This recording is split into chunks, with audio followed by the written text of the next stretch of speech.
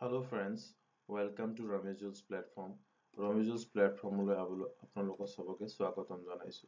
তো আজি মই আপোনালোকৰ মাজত লৈ আহিছো এটা নতুন লেকচাৰ য'ত মই আলোচনা কৰিব লৈছো যে important questions and topics for the upcoming session 2021, 2022 and 2023. তো প্ৰথমতে মই আলোচনা কৰিব লৈছো chapter 1 12 physics ৰ পৰা। ইয়াতে মই দেখাইছো chapter 1 12 physics ৰ পৰা 12 physics Here 99% common questions and topics for the upcoming session 2021, 2022 and 2023. বিশেষকে 2021 ৰ কাৰণে বেছি ইম্পৰ্টেন্ট হ'ব। Okay, তো আমি স্টাৰ্ট কৰিব বিচাৰিছো chapter 1 ৰ chapter 1 ৰ আমি নাম চাব বিচাৰিছো chapter 1 ৰ নাম কি ইলেক্ট্ৰিক চাৰ্জেছ এণ্ড ফিল্ডছ। এই চেপ্টাৰৰ প্ৰথমতে আমি চাম আটাইতকৈ বেছি ইম্পৰ্টেন্ট টপিকসমূহ কোনসমূহ। প্ৰথম টপিকটো হৈছে ইলেক্ট্ৰিক চাৰ্জেছ 1.2 এটো important topic.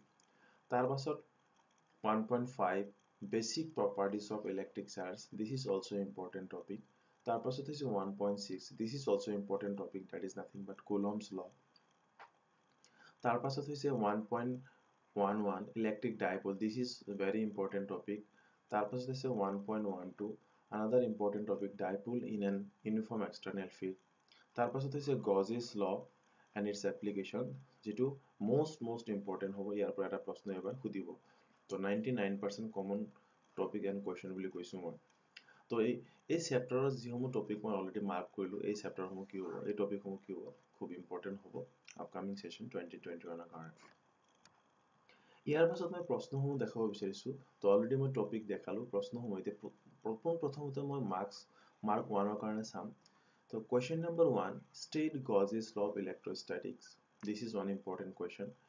Question number 2 write down dimension of permittivity of free space. This is another important question. Question number 3 what is the dimension of electric flux? And question number 4 what do you mean by quantization of charge? So এই চাৰিটা প্ৰশ্ন 2021 ৰ কাৰণে বহুত important হৈ আছে। তাৰ পাছত আমি চাব বিচাৰিছো মাৰ্কস 2 কাৰণে। মাৰ্কস 2 কাৰণে আমি চাম মাৰ্কস 2 কাৰণে প্ৰথম প্ৰশ্নটো হৈছে state two basic properties of electric charge. Question number 2 হৈছে give the statement of Coulomb's law for the force between 2 point charges.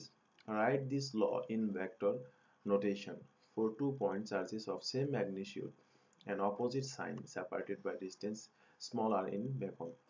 This question may be asked এটো প্ৰশ্ন বেলেগ ধৰণে খুদিব পাৰে কেনেকে state Coulomb's law and express it in vector form এনেকেও খুদিব পাৰে। তাৰপিছত থাৰ্ড কোৱেশ্চনটো হৈছে কি what is an electric dipole? Find an expression for the torque acting on an electric dipole placed in an external uniform electric field.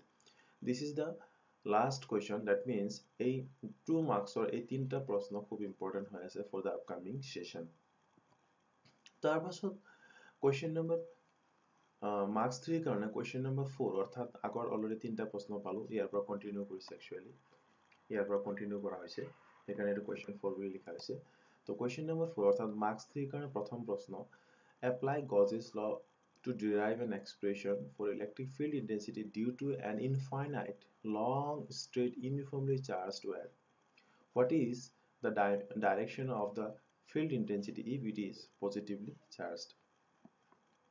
আৰু next question that is question number 5 আৰু 3 marks ৰ পৰা এই দুটা প্ৰশ্ন খুব important which is electric field intensity E vector equal to tri psi cap 6 j cap plus 4 k cap Newton per coulomb which is the unit of electric field intensity.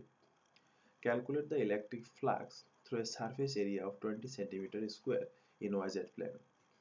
তো এই দুটা প্ৰশ্ন আপকামিং সেশনৰ কাৰণে খুব ইম্পৰ্টেন্ট হৈ আছে। তাৰ পাছত 5 marks of question আমি চাব বিচাৰিছো। So this question is very important for the upcoming session. প্ৰশ্নটি হৈছে কি an electron falls through a distance of 1.5 cm in a uniform electric field of magnitude 2 into 10 to the power 4 Newton per coulomb.